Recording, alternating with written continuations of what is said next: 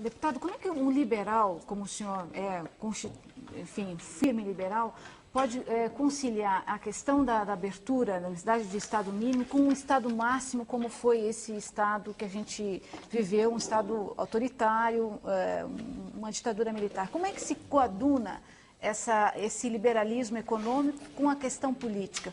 Pergunto se o senhor acha que é possível, nos países pobres, haver desenvolvimento com democracia. O regime militar foi um mal necessário? O visto de hoje, o senhor acha que foi um erro naquele momento ou não? A chamada Revolução de 64 não foi uma revolução, foi uma contra-revolução. É uma ilusão dos nossos esquerdistas imaginar idilicamente que em 1964 havia uma opção entre uma democracia liberal e uma democracia social. Não existia, não. A opção entre dois autoritarismos. Seria o autoritarismo da esquerda. O Prestes dizia, nós ainda não estamos no poder, mas já estamos no governo. A opção era entre um autoritarismo de esquerda, ideológico, feroz, capaz de levar pessoas ao paredão. Só o Che Guevara matou 600 pessoas em Cuba. Ele era manso perto de Fidel Castro. A opção era entre um autoritarismo feroz e ideológico, que levaria anos para se autodestruir, e um autoritarismo de direita envergonhado, encabulado, que toda hora falava em democracia, que procurava pelo menos manter o ritual de eleições, que procurava manter o Congresso aberto, que não falava em ditadura do proletariado. Essa era a real opção.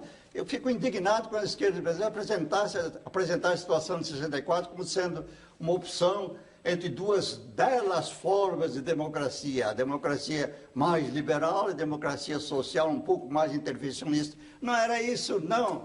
Era uma luta ideológica que ocorria no mundo todo. E a opção era entre o autoritarismo de esquerda e o autoritarismo de direita. E o autoritarismo de direita é muito mais biodegradável, dura muito menos e é menos violento do que o autoritarismo de esquerda.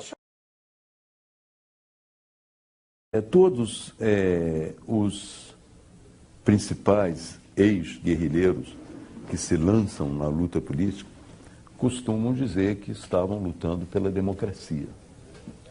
Eu não tenho condições de dizer isso. Eu estava lutando contra uma ditadura militar, mas se você examinar o programa político que nos movia naquele momento, era voltado para uma ditadura do proletariado. Então você não pode voltar atrás, corrigir o seu passado e dizer, olha, naquele momento eu estava lutando pela democracia. Havia muita gente lutando pela democracia no Brasil, mas não especificamente os grupos armados que tinham como programa esse processo de chegada a uma ditadura do proletariado. É a primeira grande visão do passado. Não é? É um primeiro ponto de separação do passado. Não, a luta armada naquele período não estava visando a democracia, pelo menos no seu programa. Aí já um movimento não mais estudantil, um movimento social de tomada do poder, é isso que nós queríamos, e transformação daquilo em socialismo, e que nós não éramos exatamente contra a ditadura, nós éramos contra a ditadura militar burguesa, mas nós éramos a favor da ditadura do proletariado. Isso ninguém diz, mas tem que dizer, faz parte da nossa história.